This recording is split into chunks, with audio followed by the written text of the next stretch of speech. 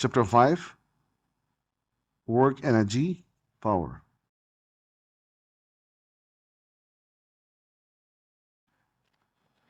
Chapter নাম হচ্ছে work, energy and power. Already আমাদের কিছু আইডিয়া আছে ও লেভেল থেকে। ও লেভেলও আমরা এই চ্যাপ্টারটা পড়ছিলাম, বাট আমরা এখানে একটু ডিপ ডাইভ দিব আর একটু। তো বেসিক্যালি হ্যাঁ, মেক সেন্স। আপনি যেহেতু এএস এ পড়তেছেন, এ লেভেলে আছেন, তাহলে ডিটেলস একটু জানতেই হবে আগের চেয়ে, এটা আমরা আইডিয়া করতেই পারি। তবে হ্যাঁ, ডেফিনেশন গুলা, ওই জিনিসগুলো সবগুলো কি থাকবে, সিমিলারই থাকবে।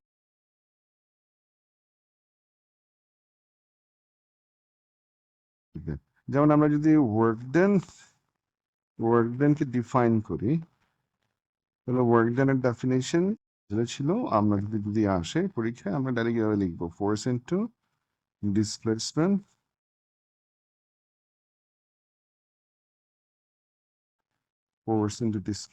in the direction of force.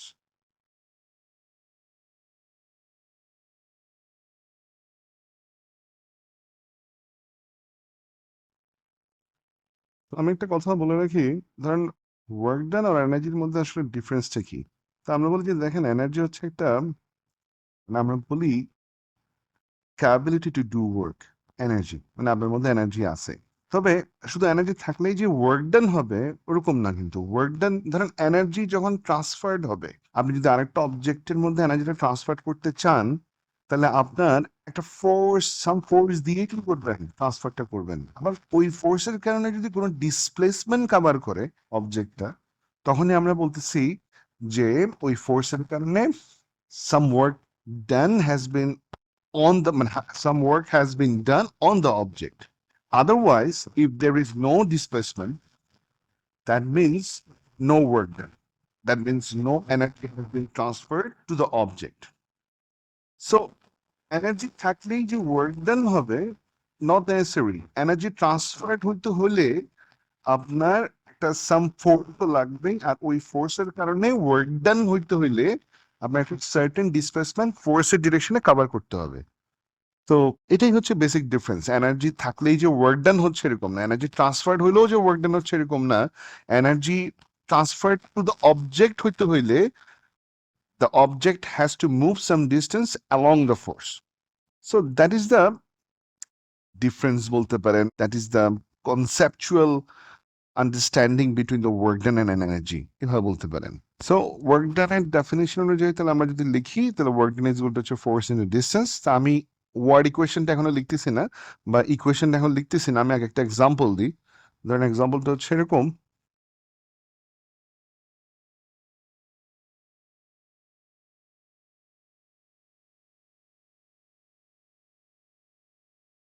একটা হরিজন্টাল সারফেসের মধ্যে আপনি একটা অবজেক্ট রাখলেন।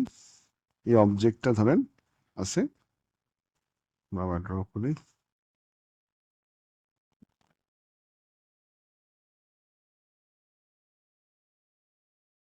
এখন এই ফোর্সটা দিচ্ছেন তাকে, আপনি এফ ফোর্স দিচ্ছেন,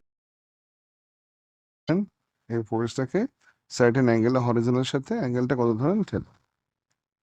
অবজেক্টটা এই ফোর্স দেওয়ার কারণে অবজেক্টটা একটা ডিস্টেন্স মুভ করলে কোথায় আসলো, ধরেন এখানে আসলো। এই ডিস্টেন্সটা মুভ করলে কতটুকু, এখান থেকে এতটুকু পর্যন্ত ডি ডিসপ্লেসমেন্ট মুভ করলো। তাহলে আমরা এটাকেও বলতে পারি, ডি ডিসপ্লেসমেন্টটা এখানেও বলতে পারি, এখান থেকে এতটুকু পর্যন্ত এই ডিসপ্লেসমেন্টটাকে আমরা ডি বলতে পারি। তাহলে এখানে আপনি যদি এই ফোর্সের ওয়ার্ক ডানটা বের করতে চান, তাহলে আপনি, যেহেতু আমরা বলছি ফোর্স আর displacement along the same direction, তাহলে আপনি চাইলে ফোর্সকে রিজলভ করতে পারেন অথবা ডিসপ্লেসমেন্টকে রিজলভ করতে পারেন। তাহলে যদি আমরা ফোর্সকে রিজলভ করি, তাহলে ওয়ার্ক ডান আমরা পাচ্ছি কি, ফোর্সকে রিজলভ করলে work done is equal two, আমরা বলতেছি ফোর্সকে যদি রিজলভ করি, তাহলে একটা হচ্ছে এফ কস থিটা, ওর একটা হচ্ছে এফ কস থিটা। এদিকে এই ফোর্সের একটা কম্পোনেন্ট থাকবে হরিজন্টালি, যেটা হচ্ছে এফ কস থিটা, আর ভার্টিক্যাল কম্পোনেন্ট থাকবে যেটা হচ্ছে এফ সাইন থিটা। তাহলে F cos theta into D. F sine থিটার কোনো, এফ সাইন থিটা যেটা, তার আসলে কোনো ওয়ার্ক ডানই থাকবে না, কারণ ওদিকে কোনো ডিসপ্লেসমেন্টই কি করে নেই, কভার করে নেই। তাহলে এখন এফ কনস্ট্যান্ট এন্টিটি আপনি ফোর্সকে রিজলভ করেও কি এই ওয়ার্ক ডানটা বের করতে পারেন, এই ফোর্সের ওয়ার্ক ডানটা। অথবা আরেকটা কাজ করতে পারেন, সেটা হচ্ছে ডিসপ্লেসমেন্ট রিজলভ করা, দুটোটা সিমিলার আসবে। ডিসপ্লেসমেন্ট যদি রিজলভ করেন, তাহলে আমি যদি একটু আলাদা করে দেখাই, এই ফোর্সের ডিরেকশনটা, ফোর্সটা এদিকে, তারপরে আমরা বললাম এখানে অ্যাঙ্গেল কত ছিল, অ্যাঙ্গেল ছিল আপনার, তাহলে ডিসপ্লেসমেন্ট কাভার করলো কতটুকু পর্যন্ত, এতটুকু পর্যন্ত, যেটা আমরা এখানে দেখাইছি এই ডিসপ্লেসমেন্টটা, এই ডিসপ্লেসমেন্ট হচ্ছে ডি। তাহলে আপনি যদি একটা পারপেন্ডিকুলার লাইন ড্র করেন এখান থেকে যদি একটা পারপেন্ডিকুলার লাইন ড্র করেন ফোর্সের উপর লাইন অফ অ্যাকশন পর্যন্ত, তাহলে আমাদের বেসিক্যালি বের করতে হবে কোনটা, এই ডিসপ্লেসমেন্টটাই কি বের করতে হবে। তাহলে ডিসপ্লেসমেন্টের এই কম্পোনেন্টটা আমাদের বের করতে হবে। যদি পারপেন্ডিকুলার লাইন ড্র করি, তাহলে এটা একটা রাইট অ্যাঙ্গেল ট্রায়াঙ্গেল। তো রাইট অ্যাঙ্গেল ট্রায়াঙ্গেল যদি হয়, তাহলে আপনি দেখেন এটা হচ্ছে বেসিক্যালি হাইপোটেনিয়াসটা, এটা হচ্ছে অপোজিট। তাহলে আমাদের বের করতে হবে কোনটা, অ্যাডজাসেন্টটা বের করতে হবে। তাহলে সেক্ষেত্রে আমরা কসের ফর্মুলা যদি ইউজ করি এই ডিসপ্লেসমেন্টটা বের করার জন্য, ফোর্সের দিকে ডিসটেন্সটা যদি বের করতে চাই, তাহলে cos theta is equal two আমরা লিখবো কি, আপনার অ্যাডজাসেন্ট বা হাইপোটেনিয়াস। তাহলে অ্যাডজাসেন্ট আমরা বের করবো, ডিসপ্লেসমেন্ট বের করতে চাই। এরপরে হচ্ছে কি, হচ্ছে পি। তাহলে সোজা কথা যেটা আসতেছে সেটা হচ্ছে কি, অ্যাডজাসেন্ট ইজ ইকুয়াল টু আপনার পি কস থিটা। তাহলে আমরা যদি এখন বের করি ওয়ার্ক ডান এর এই ফর্মুলা যদি ইউজ করি, তাহলে এফ ইনটু ডিসপ্লেসমেন্ট হচ্ছে along the force D cos theta. এটা সিমিলার আসতেছে দুটোটা। আপনি চাইলে ডিসপ্লেসমেন্টকে রিজলভ করতে পারেন, অথবা ফোর্সকে রিজলভ করেও কি ওয়ার্ক ডানটা বের করতে পারেন। তাহলে এত কথা না বলে আমি সবসময় কি বলি, এই যে আমি তো বেসিকটা বললাম, এরপরে তাহলে আপনি ওয়ার্ক ডানের ইকুয়েশনটা লিখতে হইলে আপনি জেনারেলি এভাবে লিখবেন, W is equal to F D, বা অ্যাজ যেটাই বলুন ডিসপ্লেসমেন্টটাকে এফ ডি কনস্ট্যান্ট, এভাবে লিখবেন। এখানে থিটাটা হচ্ছে কি, এটাই জানবেন, এটা কি এফ এর রিজলভেশন নাকি ডিসপ্লেসমেন্ট রিজলভেশন দরকার নেই, জাহান নেমে যায় এগুলা এভাবে। তাহলে আপনি থিটা কি, theta is the angle between, theta is the angle between force and displacement, এভাবেই শিখবেন একদম জেনারেল। আপনার এটা ফোর্সকে রিজলভ করছে নাকি ডিসপ্লেসমেন্ট রিজলভ করছে নাকি এমন দরকারই নেই। Yeah, আমরা জানবো যে থিটা হচ্ছে কি, অ্যাঙ্গেল বিটুইন, জেনারেল ইকুয়েশন হচ্ছে এটা, ওয়ার্ক ডানের ইকুয়েশনটা আমরা শিখবো। এবং এখানে থিটা হচ্ছে angle between force and displacement. তাহলে দেখেন খুব সিম্পল ভাবে কি সবগুলোই করতে পারবেন। এক্সাম্পলটা হচ্ছে এরকম, ধরেন একটা ইনক্লাইন সারফেস না, একদম হরিজন্টাল সারফেস, এখানের মধ্যে একটা আপনি অবজেক্ট রাখলেন, এরকম অবজেক্ট রাখলেন। তাহলে আপনি ধরেন ওকে ফোর্স দিচ্ছেন কত,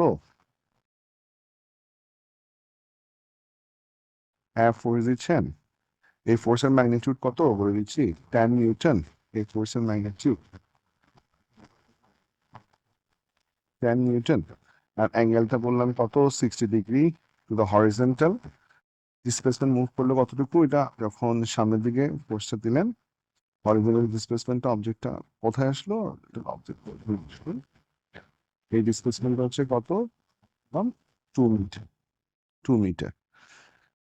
তারপরে আর কি কি ফোর্স আছে, আমরা যদি ফ্রি বডি ডায়াগ্রাম করি, এর উপর অ্যাক্টিং ফোর্স আছে, তার ওয়েট আছে যেটা ভার্টিক্যালি ডাউনওয়ার্ডস অ্যাক্ট করতেছে। আর নর্মাল কন্ট্যাক্ট ফোর্স আছে কার উপর, অবজেক্টের উপর, যেটা সারফেসের সাথে পারপেন্ডিকুলার। এখন আর একটা ফ্রিকশনাল ফোর্স ইন্ট্রোডিউস করতেছি, ধরেন এখন আর স্মুথ সারফেস বলতেছি না, এখন একদম রিয়েল কি সিনারিওতে চলে আসি। এখানে একটা ফ্রিকশনাল ফোর্স কাজ করতেছে, যেটার ভ্যালু বললাম কত, 5 নিউটন, 5 নিউটন। তাহলে এখন আমি যদি আপনাকে বলি এই 10 নিউটনের ওয়ার্ক ডানটা বের করেন, what is the work done by this 10 Newton force? Work done by 10 Newton force on the object. Work done by 10 Newton force on the object. On the object. তাহলে হবে কি এখন, তাহলে আমরা যে ডেফিনেশনটা, জেনারেল যে ডেফিনেশনটা আমি আপনাদেরকে বললাম, এফ ডি কস থিটা, এইখানে ফোর্সকে রিজলভ করবেন নাকি ডিসপ্লেসমেন্ট রিজলভ করবেন, বাদ দেন। তাহলে আমরা বললাম কি, জাস্ট এই ফর্মুলাটা ইউজ করব, এবং সেখানে থিটা হচ্ছে কি আমি সেটা জানবো, থিটা হচ্ছে the angle between force and displacement. এটা কেমনে আসছে সেটা তো আমি আপনাদের মানে অলরেডি প্রুফ করছি, ফোর্সকে রিজলভ করে করতে পারেন অথবা ডিসপ্লেসমেন্টকে রিজলভ করে করতে পারেন। তাহলে এখানে ফোর্সের ম্যাগনিটিউড হচ্ছে কত, 10, ডিসপ্লেসমেন্ট হচ্ছে কত, 2, আর কস থিটা, থিটা হচ্ছে কত আমাদের 60, তাহলে cos 60, তাহলে এটা করলে আমাদের আসতেছে এখানে 10 joule. Work done by the 10 newton force on the object হচ্ছে কত? 10 জুল। এরপরে what is the work done by the W force, মানে ওয়েট আর কি, সোজা কথায় হোয়াট ইজ দ্য ওয়ার্ক ডান,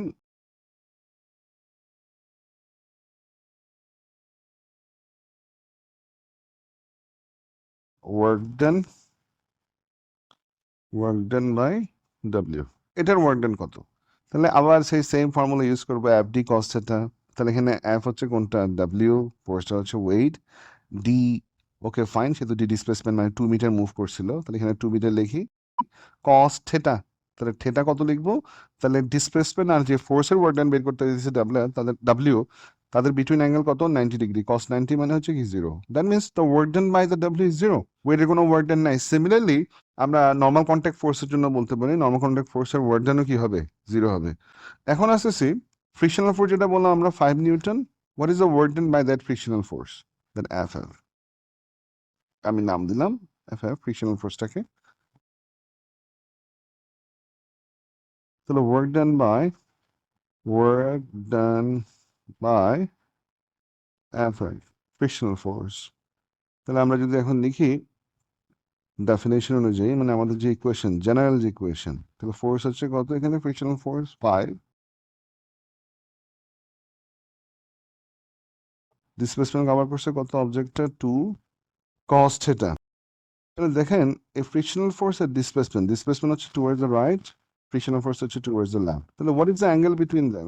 এটা হচ্ছে displacement 2 metre towards the right, আর এটা হচ্ছে ফ্রিকশনাল ফোর্স, তো তাদের বিটুইন অ্যাঙ্গেল হচ্ছে 180 ডিগ্রি। তাহলে আমরা এখানে কত বসালাম? cos 180।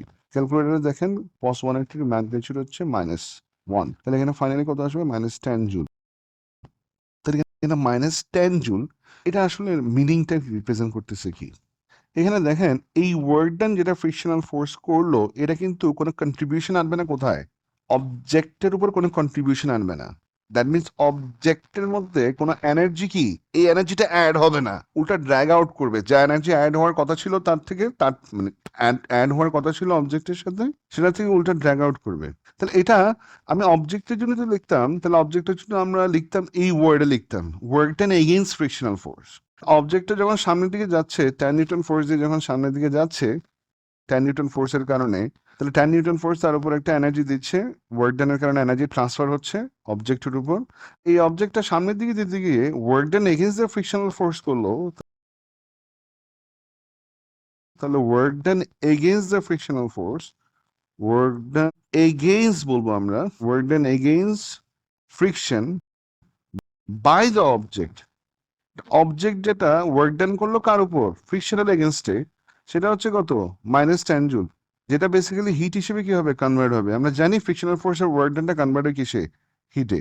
তাহলে এখানে এই ফ্রিকশনাল ফোর্সটা বেসিক্যালি যে ওয়ার্ক ডানটা করলো, এটা অবজেক্টের উপর কোনো ওয়ার্ক ডান করে নেই, অবজেক্টের উপর কোনো ওয়ার্ক ডান করে নেই, অবজেক্টের সাথে কোনো কি, অবজেক্টের মধ্যে কোনো কন্ট্রিবিউশন আসবে না, এটা অ্যাড হবে না, উল্টা ড্র্যাগ আউট করবে, মানে উল্টা এই এনার্জিটা তার থেকে লস হবে। দেখেন আমি আর একটু ক্লিয়ার করে বলে দিই, আমরা যদি বলি এই যে দেখেন 10 নিউটন যে ফোর্সটা, সেটার কারণে তার উপর ওয়ার্ক ডান হইলো কত? অবজেক্টের উপর 10 জুল। আবার এই অবজেক্ট এগেইনস্ট ফ্রিকশনাল ফোর্স নিজে ওয়ার্ক ডান করলে কত? -10 জুল। তাহলে আমরা নেট ওয়ার্ক ডান কত? 0। তার মানে হচ্ছে এই অবজেক্টের উপর আসলে, এই অবজেক্টের মধ্যে কোনো এনার্জি এই 10 নিউটন ফোর্সের কারণে বা যাদের কারণে হোক না কেন, কোনো এনার্জি অ্যাডই হচ্ছে না। ফ্রিকশনাল ফোর্স যেটা 10 নিউটন 5 নিউটন বললাম, সেটা তো ওয়ার্ক ডান করে নেই, work done on the object বলতে পারবো না। হ্যাঁ, work done on the object হলে তাকে এনার্জি কন্ট্রিবিউট করতে হবে তার উপর। তাহলে আমরা এটা বলতেছি কি হবে? Work done by the frictional force, okay fine. যদি আপনি অবজেক্টের ইন টার্মসে বলতে চান, তাহলে work done against frictional force which is -10 joule, তাহলে নেট ওয়ার্ক ডান হচ্ছে কত এখানে? 0। আমরা বলতে পারি যে net work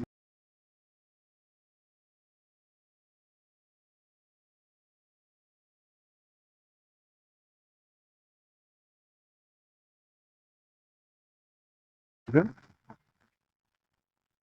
net work done 0 অবজেক্টের উপর। সিস্টেম কাকে কনসিডার করতেছে? আমরা অবজেক্টটাই কনসিডার করতেছি, অবজেক্টের আসলে কোনো নেটওয়ার্ক দেন হয়নি অবজেক্টের উপর ফাইনালি। আমি ফ্রিকশনাল ফোর্সের মতো আরো কয়েকটা এক্সাম্পল দিই, তাহলে আরো হয়তো ক্লিয়ার হবে। এগেইনস্ট ফোর্স, ধরেন আপনি আমরা একটা অবজেক্ট যখন উপরে নিয়ে যাই, তো অবজেক্ট আমরা জানি গ্র্যাভিটেশন, আপনার গ্র্যাভিটেশনাল ফোর্সটা কাজ করতে এটাকে আমরা নিয়ে যাই। আপনি যখন এই গ্র্যাভিটিকে মেনশন করবেন, এই ফোর্স, এই ফোর্সের ওয়ার্ক ডানটা হচ্ছে কি, ধরেন আপনি সার্টেন হাইট রিচ করতেছেন বা এটা সার্টেন ডিসপ্লেসমেন্ট মুভ করলেন ডি, তাহলে আপনি বলতেছেন এই ফোর্সের ওয়ার্ক ডান হচ্ছে on the object, is F into D. কিন্তু যখন আপনি এইভাবে বলতেছেন, তখন আপনি বলতেছেন গ্র্যাভিটেশনাল ফোর্স দিয়ে যদি বলেন, the work done on the object against gravity is F into D. তাহলে আমি যখন এই ফোর্সের, আমার যে ফোর্সের জন্য বলতেছি by the work done of the force on the object is F into D. When I say gravity, I consider gravity, so I should say the gravitational force, the work done against the gravity into D.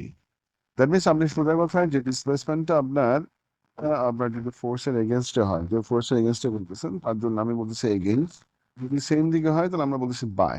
ওকে, তো by the object, by the force on the object, যদি same দিকে হয় তাহলে ওই ফোর্সটা ধরেন আমরা বলতেছি এনার্জিটা অ্যাড হবে তার মধ্যে। যদি বা গ্র্যাভিটির এগেনস্টে এখানে আমরা যেটা বললাম সে এক্সাম্পল একটু ডিফারেন্ট, এটা নিয়ে আমরা আরো কি করবো, আলাপ করবো যখন আমি গ্র্যাভিটেশনাল কন্ডিশনে পড়বো তখন।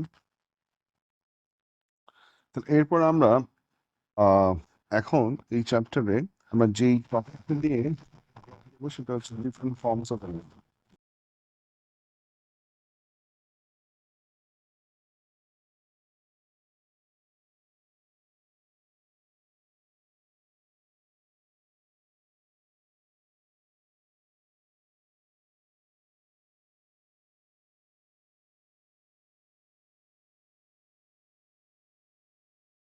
Different forms of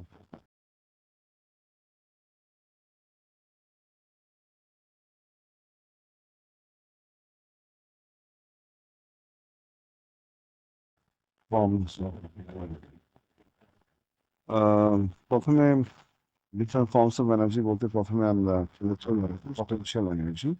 potential energy হচ্ছে স্টোরড এনার্জি। এই পটেনশিয়াল এনার্জিকে আমরা দুই ভাগে ভাগ করবো, মানে দুইটা ডিফারেন্স আমরা এখানে, দুইটা ডিফারেন্ট টাইপ। একটা হচ্ছে এডিশনাল পটেনশিয়াল এনার্জি, আর একটা হচ্ছে elastic potential energy. Elastic potential energy, এটাকে আমরা স্ট্রেন এনার্জি বলি। এটা পরের চ্যাপ্টারে আমরা আরো এটার ফর্মুলাও কি পড়বো, তখন একটা ইকুয়েশন পড়বো, but not in this chapter. তো পটেনশিয়াল এনার্জিকে আমরা যখন মাঝে মধ্যে আমাদেরকে জিজ্ঞেস করে what is do mean by the gravitational potential energy, তাহলে আমরা এটা লিখি কি হবে, energy possessed by an object due to change of its position in the gravitational field. Uh,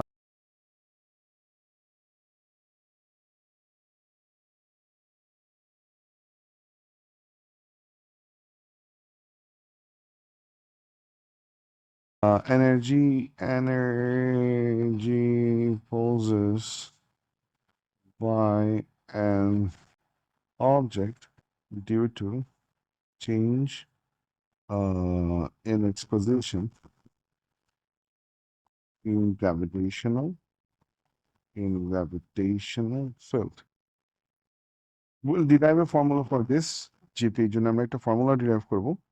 এরপর ইলাস্টিক পটেনশিয়ালের ডেফিনেশনে যদি আমরা দিই সেটাতে কি লিখি, energy possessed by an object due to change in its shape.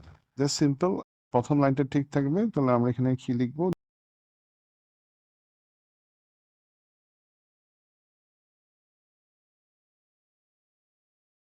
due to change in its shape, এটাকে আমরা কি বলতেছি, ইলাস্টিক পটেনশিয়াল এনার্জি। এখন আমরা যদি ডিফাইন করতে চাই, সরি একটা ইকুয়েশন যদি ডিরাইভ করি কার জন্য, জিপি জন্য, তাহলে দেখেন আমি বলতেছি আমার ওয়ার্ক ডান যেটা করবো একটা অবজেক্টকে উপরের দিকে নিয়ে যাওয়ার জন্য, সেটা যদি জিপিতে কনভার্ট হয়, শুধুমাত্র যদি জিপিতে কনভার্ট হয়, সিচুয়েশনটা আমি কিন্তু ক্লিয়ারলি বলে দিচ্ছি। দেখেন আমি ওয়ার্ক ডান যেটা করতেছে, একটা ওয়ার্ক ডান আমার একটা ফোর্স দিয়ে উপরে নিয়ে যাওয়ার জন্য, রেস করার জন্য একটা অবজেক্টকে যে ওয়ার্ক ডানটা করতেছি, আমার এই ওয়ার্ক ডানটা পুরোপুরি কনভার্ট হচ্ছে কিসে, জিপিইতে। তাহলে সে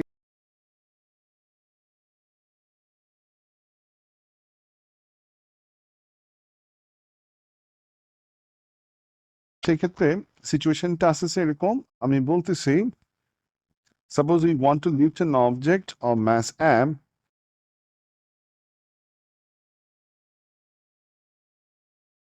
to a height h, del h ধরেন, to a height del h above the ground so that its velocity remains constant. Suppose we want to lift an object of mass m to a height del h above the ground so that its velocity remains constant. To do so, we must apply a force F that is equal but opposite to the weight, which is mg, of the object. Therefore, the work done by the force, তাহলে আমার ওই ফোর্সের work done আমরা যেটা লিখবো, এই ডেরিভেশনটা কিন্তু আমাদের সিলেবাস আছে। Derivation needed, derivation needed. তাহলে the work done by this force, the work doneটা কি হবে আমার? Work done by this force, F into E, which is the general formula এখানে। তাহলে আমি যদি এখানে cos থিটাটাও লিখি, তাহলে cos থিটা, থিটা কিন্তু এখানে 0, তাহলে cos 0 is equal to 1।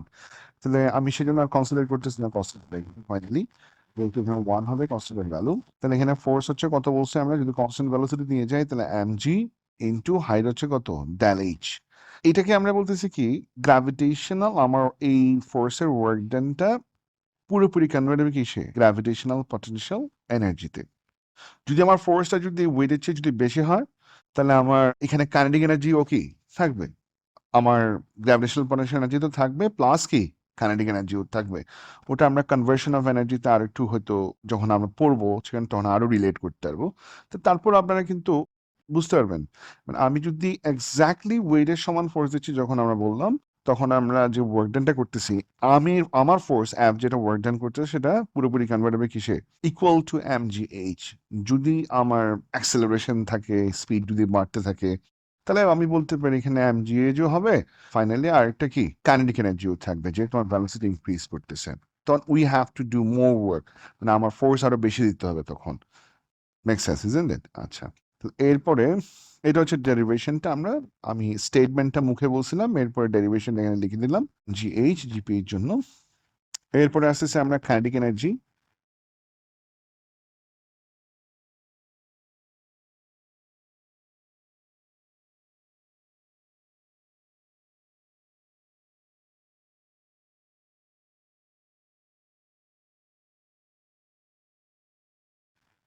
Kinetic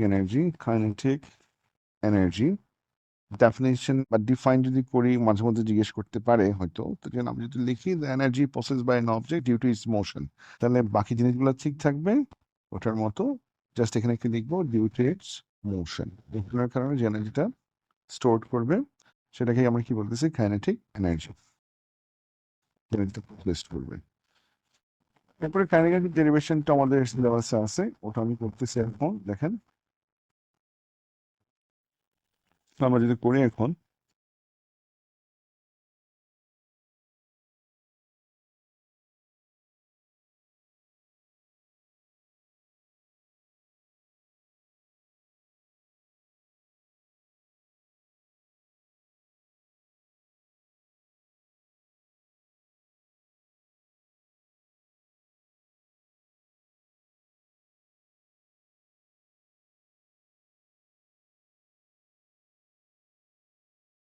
এখানে একটা সিচুয়েশন দিচ্ছে এরকম, body initially at rest that is u is equal to 0, and net force, resultant force, and net force is applied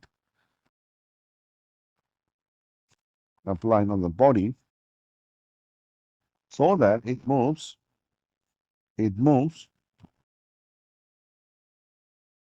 distance, it moves a distance, it moves a distance as in the direction of resultant force,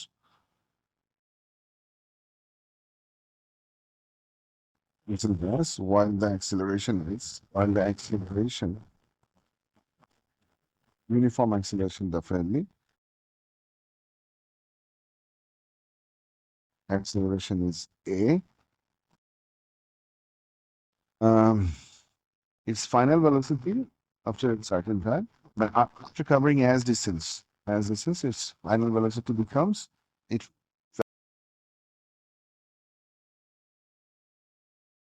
velocity becomes, which is final velocity, v. আমরা এখানে কি লিখতে পারি work done by the net force, আমরা এখানে কি লিখতে পারি work done by the net force, work done by the net force, work done by the net force. We should when we can write F net force into this covered gas as the net force direction and displacement in the same direction, so cos theta will be 1. তো এখানে কি এখানে এই net ফোর্সের কারণে সাথে move করবে না, মুভ করলে যে এনার্জিটা প্রসেস করে সেটাকে আমরা কি বলছি কাইনেটিক এনার্জি। কাইনেটিক এনার্জিকে আমরা ইকে দিয়ে ডিনোট করতেছি, চেঞ্জ ইন কাইনেটিক এনার্জিটা লিখলাম। তো চেঞ্জ ইন কাইনেটিক এনার্জি হচ্ছে এফ নেট ইন্টু এস, তাহলে এফ নেট ফোর্স রেজাল্টেন্ট ফোর্সের ইকুয়েশন হচ্ছে F is equal to M A, এটাকে আমরা এভাবে লিখতে পারি, একে আমরা আলাদা করে এস লিখতে পারি। এখন ইউজিং দ্য ইকুয়েশন, এই ইকুয়েশনটা ইউজ করে ইকুয়েশন অফ মোশন কোনটা v square is equal to u square plus 2s, as we said, initial velocity is 0. So as is equal to, you can write v squared divided by 2. That is, the equation becomes tan ek is equal to m into v squared divided by 2, half m v squared. তাহলে এখানে আসলে চেঞ্জটা হচ্ছে মানে initial kinetic energy 0 ছিল যেহেতু rest থেকে শুরু করছিল, তাহলে এখানে আসলে চেঞ্জ না বলে ড্যাল কে না বলে আমরা এটা এই মুহূর্তে বলবো কি kinetic energy at that moment, ওই ভি স্পিডের যে মোমেন্টটা ফাইনাল ভেলোসিটিতে ওই কাইনেটিক এনার্জিটাই, ওই কাইনেটিক এনার্জিটাই ইকেটা ডিরেক্ট করলাম।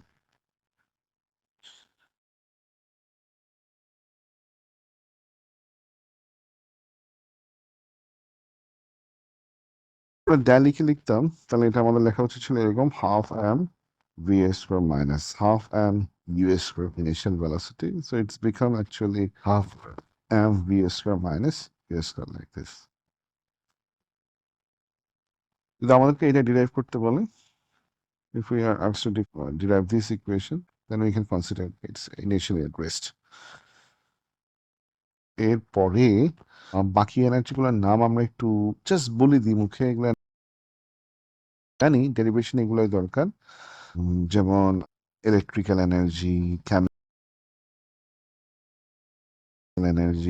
ইলেকট্রিক্যাল এনার্জি, কেমিক্যাল এনার্জি, এগুলো নিয়ে ফার্দার কিছু বলার দরকার নেই। Chemical energy, nuclear energy, hit energy বা থার্মাল এনার্জি, এটা নিয়ে অলরেডি বলছি, এটা খুব ইম্পর্টেন্ট আমাদের এখানে। হিট এনার্জিটা বেসিক্যালি কাদের কারণে প্রডিউস হয়, রেজিস্টিভ ফোর্সের কারণে, রেজিস্টিভ ফোর্স থাকলে সেখানে হিট এনার্জি কি হয়, ফোর্স হয়। This is the work done by the resistive force, heat energy actually not on the object, এই ওয়ার্ক ডানটা not on the object, you can call this around the surrounding, এভাবে বলতে পারেন, যেটা not on the object হয় because heat এনার্জিটা contribute করতেছে না, ওটা লস হিসেবে কনসিডার হয়। এরপরে হচ্ছে নেগেটিভ ওয়ার্ক ডান বলি আমরা এটা। এরপরে হচ্ছে আরো অনেকগুলো এনার্জির নাম বলা যায়, আমরা জাস্ট এগুলো বললাম। আমাদের মাথায় থাকবে সাউন্ড এনার্জি আছে, তারপরে উইন্ড এনার্জি আছে, ডিফারেন্ট ফর্মস অফ এনার্জি।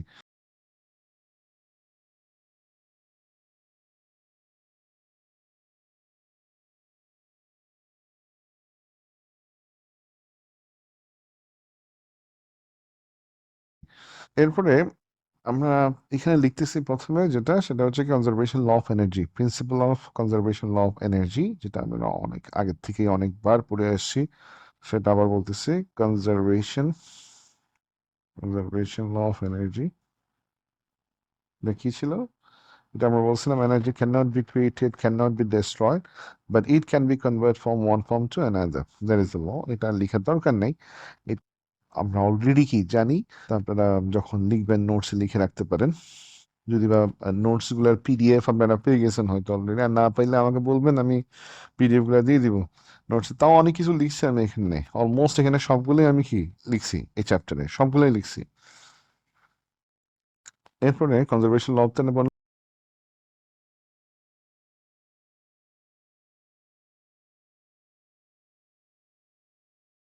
এরপরে কনভার্সন অফ এনার্জি, মানে ওয়ান ফর্ম টু যে অ্যানাদার ফর্মে কনভার্ট হয়, এরকম কিছু এক্সাম্পল আমরা পড়বো, সিচুয়েশন আমরা আসলে রিলেট করতে পারতেছি কিনা, কোন ফর্ম থেকে কোন ফর্মে কনভার্ট হয়, খুবই important. Conversion of energy, conversion, always I always forgot the spelling of conversion.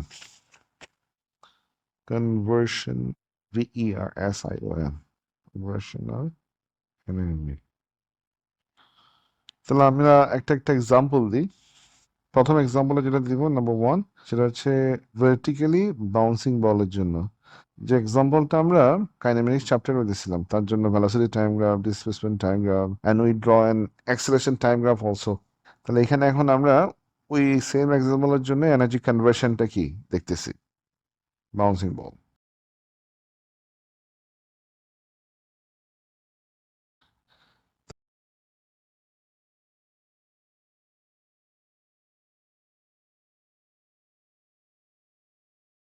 তো প্রথমে শুরু করতেছি থেকে, falling from rest without air. যদি কোনো এয়ার না থাকে, আমি ভাগ ভাগ করে পড়তেছি এটা। ওয়ান মানে এ দিয়ে বলতেছি, ধরেন falling from rest, falling from rest without air, without air. তা তা আপনারাই বলেন দেখি কি হইতে পারে, পজ দিয়ে একটু চিন্তা করে দেন কি হবে। এনার্জি কোনটা কমে কোনটাতে কনভার্ট হচ্ছে, এনার্জি লস হয়ে কোনটা গেইন হচ্ছে, সেটা আমরা চিন্তা করেন আপনারা। তারপরে এখানে দেখেন, আমি বলি সেটা হচ্ছে কি,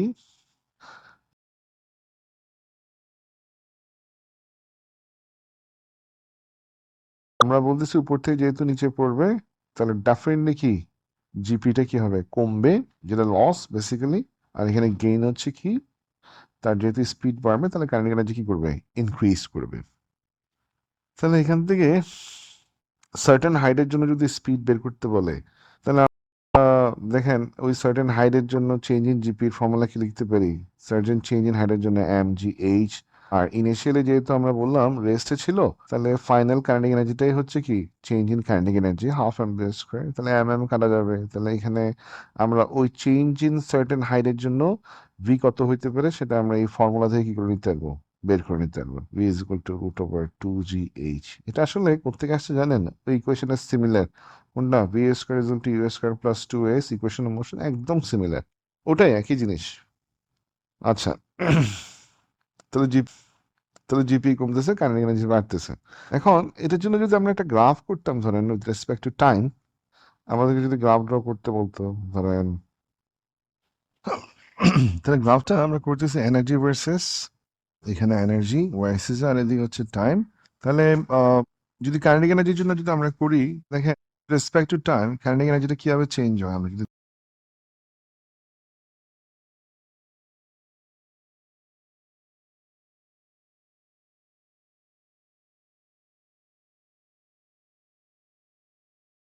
করতে নিচে করতেছি, যখন আমরা জানি ভি ইকুয়াল টু হচ্ছে ইউ প্লাস এটি, যেহেতু রেস থেকে পড়তেছে বললাম, তাহলে ভি ইকুয়াল টু আমরা কি লিখতে পারি, এটি ইউ জিরো, দুই পাশে স্কোয়ার করে দিলে হচ্ছে S T square, half M B দিয়ে মাল্টিপ্লাই করলাম দুই পাশেই, তাহলে half M B square, half M A square T square. তাহলে এখানে আমরা এটার জায়গায় কি লিখতে পারি, কাইনেটিক এনার্জি লিখতে পারি, আর হাফ এম এ স্কোয়ার যেহেতু কনস্ট্যান্ট, ইন্টু কি লিখতে পারি, টি স্কোয়ার। তাহলে kinetic energy is proportional to basically T square সাথে। দ্যাট মিনস টাইম যদি 2 টাইমস বাড়ে, তাহলে কাইনেটিক এনার্জি পাবে 4 টাইমস। টাইম যখন 3 টাইমস বাড়বে, তখন কাইনেটিক এনার্জি বাড়বে 9 টাইমস। তাহলে টাইমের বাড়ার সাথে সাথে কাইনেটিক এনার্জির বাড়াটা আরো বেড়ে যায়। কাইনেটিক এনার্জির জন্য গ্রাফটা হবে কিরকম, কাইনেটিক এনার্জির জন্য গ্রাফটা হবে দিস ওয়ে। তাহলে এটা হচ্ছে কাইনেটিক এনার্জি গ্রাফ। পটাশিয়াম এনার্জি গ্রাফটা আমরা কিভাবে করবো, দেখেন কাইনেটিক এনার্জি, যেহেতু কাইনেটিক এনার্জি বাড়তেছে করতে গিয়ে, কাইনেটিক এনার্জি যে ইনক্রিজ করতেছে, সেটা তো জিপি কমে না। কাইনেটিক এনার্জি যেহেতু লাস্টের দিকে বেশি করে বাড়তেছে, তার মানে লাস্টের দিকে জিপি বেশি করে কমবে। তাহলে গ্রাফটা হবে লাস্টের দিকে জিপিটা আরো কি বেশি করে কি কমতেছে। তো এটা হচ্ছে উইথ রেসপেক্ট টু টাইম আমরা কাইনেটিক এনার্জি আর পটেনশিয়াল এনার্জি গ্রাফ করলাম for an following object from rest without air, এটার জন্য। এরপরে যদি ইয়ার থাকে, যদি ইয়ার থাকে, নাম্বার টু যেটা বললাম,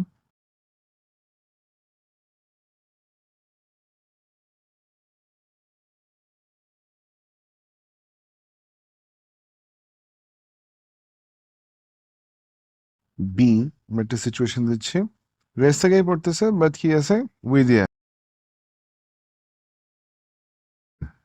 falling from rest with air.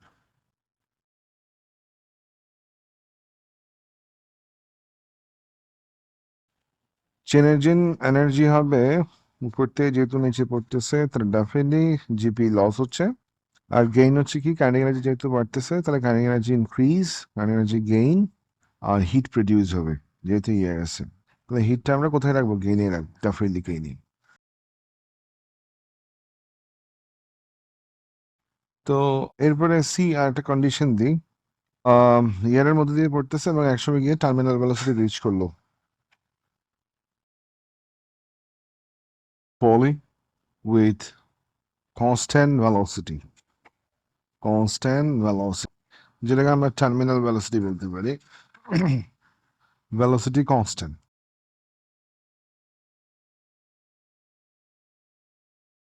তাহলে এই ক্ষেত্রে আপনার জিপি যেটা কমবে, জিপি লস হচ্ছে, কাইনেটিক এনার্জি তো বাড়তেছে না, কাইনেটিক এনার্জি চেঞ্জটা হচ্ছে জিরো আসলে, যেহেতু স্পিড কনস্ট্যান্ট, তাহলে জিপি যেটা কমতেছে সেটা পুরোপুরি কনভার্ট হবে যখন কিসে, হিটে কনভার্ট হবে, এখানে change in kinetic energy zero.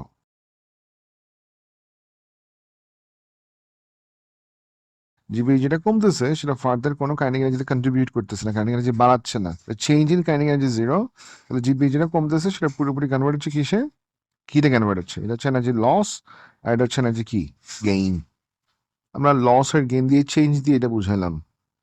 আচ্ছা, তারপরে হচ্ছে এটার জন্য যদি গ্রাফ করি আমরা, তাও রেসপেক্ট টু টাইম দিয়ে গ্রাফ করতেছি, যখন কনস্ট্যান্ট ভেলোসিটিতে পড়তেছে আমরা ওয়াই এক্সিসে বসাচ্ছি কি এনার্জি, আর এক্স এক্সিস হচ্ছে টাইম, তা যেহেতু ভেলোসিটি কনস্ট্যান্ট তাহলে কাইনেটিক এনার্জি কনস্ট্যান্ট, তাহলে গ্রাফটা হবে কি হরিজন্টাল লাইন এরকম, এটা হচ্ছে কাইনেটিক এনার্জির জন্য। আর পটেনশিয়াল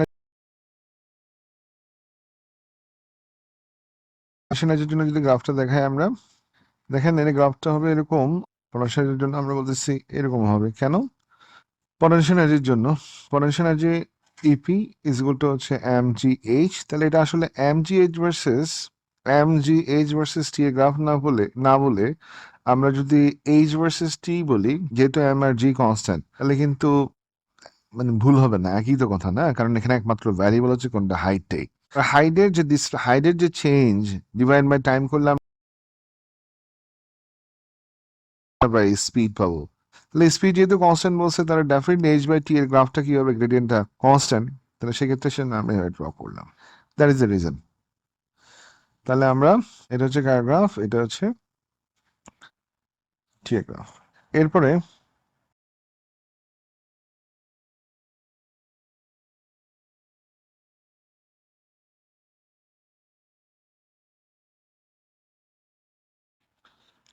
নাম্বার 2 যে এক্সাম্পলটা দিব সেটা হচ্ছে আপনার স্প্রিং সিস্টেমের জন্য, এটা চাইলে বাঞ্জি জাম্পারের জন্য সেম কনসেপ্ট আমরা ইউজ করবো, মানে যতগুলো স্প্রিং সিস্টেম আছে, ইলাস্টিক সিস্টেম আছে, সবার জন্য আমি একসাথে করে এই এক্সাম্পলে দিচ্ছি। এইখানে আমরা ধরেন আমরা বললাম একটা স্প্রিংকে আমরা এভাবে অ্যাটাচ করে রাখলাম, নিচে একটা মাস দিলাম, একটা লোড দিলাম, ধরেন সেটা এম মাসের একটা লোড, তাহলে এখন রেস্টে আছে, এখনো কোনো ডিসপ্লেসমেন্ট দিনেই তার মধ্যে, মানে অসিলেশন নাই এখনো, রেস্টে আছে, এটা হচ্ছে তার রেস্ট পজিশন, ইকুইলিব্রিয়াম পজিশন।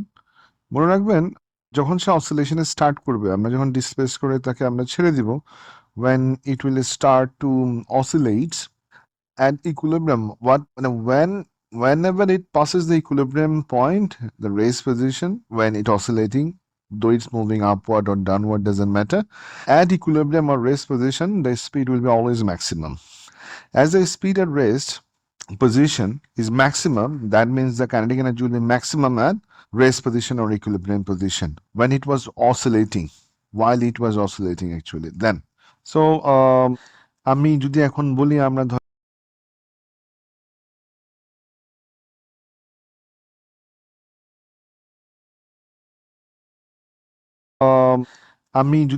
বলি আমরা ধরেন তাকে এখানে এনে ডিসপ্লেস করে, আমি এতটুকু এনে তারপর ডিসপ্লেস করে ছেড়ে দিলাম, অসিলেট করতেছে, তাহলে এখানে এনার্জির কনভার্সনটা আমরা স্টেপ বাই স্টেপ কি আমি এক্সপ্লেইন করব।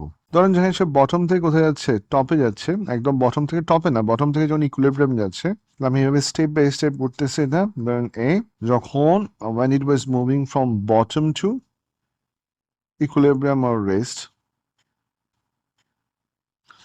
তাহলে এনার্জি কনভার্সন দেখি এখানে বটমে যখন ছিল তখন দেখেন এখানে ইলাস্টিক পোটেনশিয়াল কিন্তু ডেফিনেটলি থাকবে, যেহেতু স্প্রিং এর শেপ চেঞ্জ হচ্ছে। স্প্রিং এর শেপ যত বেশি চেঞ্জ হবে তত বেশি তার মধ্যে ইলাস্টিক পোটেনশিয়াল এনার্জি কিভাবে স্টোরড হবে। তাহলে আপনি যখন একদম তার লোয়েস্ট পজিশনে বটমে যখন নিয়ে গেছেন তখন এই স্প্রিংটা ম্যাক্সিমাম ডিফরমেশনে আছে, দ্যাট মিনস তখন তার ইলাস্টিক পোটেনশিয়াল এনার্জি ম্যাক্সিমাম।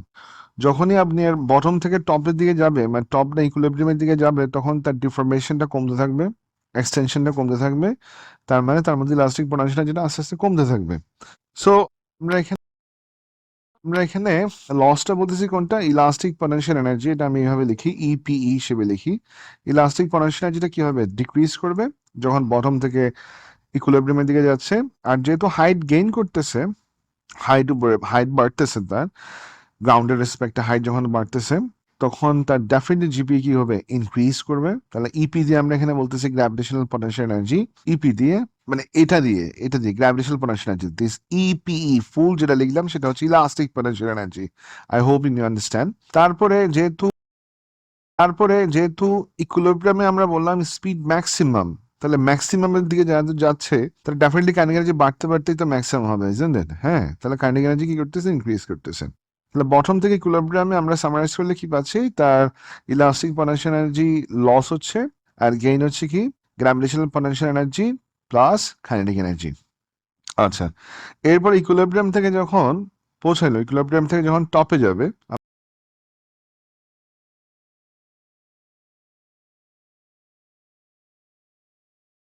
আমরা এটা বি বলতেছি, when it from equilibrium to equilibrium to টপে যখন যাবে তখন দেখেন ইকুইলিব্রিয়ামে তো কাইনেটিক এনার্জি ম্যাক্সিমাম, তাহলে এরপরে আর তো ম্যাক্সিমাম হইতে পারবে না, কমবেই না। তাহলে কাইনেটিক এনার্জি ডেফিনেটলি কি হবে, ডিক্রিজ করবে। কাইনেটিক এনার্জি কমতেছে, স্টিল উপরের দিকে যাচ্ছে, হাইট বাড়তেছে, তাহলে গ্র্যাভিটেশনাল পোটেনশিয়াল এনার্জি ইনক্রিজ করবে। যেহেতু আস্তে আস্তে তার কম্প্রেশনটা বাড়তেছে, স্প্রিংটা আরো ডিফর্ম হওয়া শুরু করবে, তার মানে তার ইলাস্টিক পোটেনশিয়াল এনার্জি কি হবে, ইনক্রিজ করবে। ইলাস্টিক পোটেনশিয়াল এনার্জি, এটা হচ্ছে ইকুইলিব্রিয়াম টু টপ।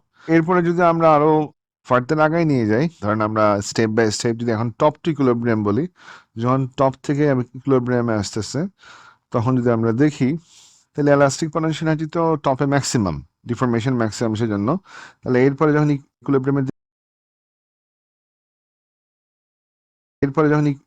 দিকে আসবে তাহলে ইলাস্টিক পোটেনশিয়াল এনার্জি কমবে, ডিক্রিজ করবে, জিপিও ডিক্রিজ করবে, যেহেতু হাইট কমতেছে জিপিও ডিক্রিজ করবে, কাইনেটিক এনার্জি বাড়বে, কাইনেটিক এনার্জি ইনক্রিজ করবে।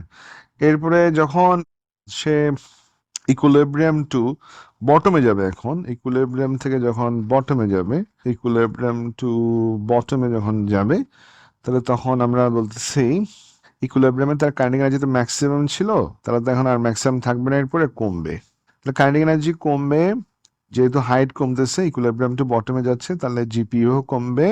যেহেতু স্ট্রেস মানে যেহেতু স্ট্রেস মানে যে আরো বেশি স্ট্রেচ হচ্ছে, যত বেশি নিচে যাচ্ছে ইকুইলিব্রিয়ামের দিকে, ইকুইলিব্রিয়াম থেকে যত নিচের দিকে যাচ্ছে বটমের দিকে, তত স্প্রিংটা আরো বেশি স্ট্রেচ হচ্ছে, এক্সটেনশন আরো বাড়তেছে, তাহলে ডেফিনেটলি কি, তার ইলাস্টিক পোটেনশিয়াল এনার্জি বাড়বে, ইলাস্টিক পোটেনশিয়াল এনার্জি কমবে।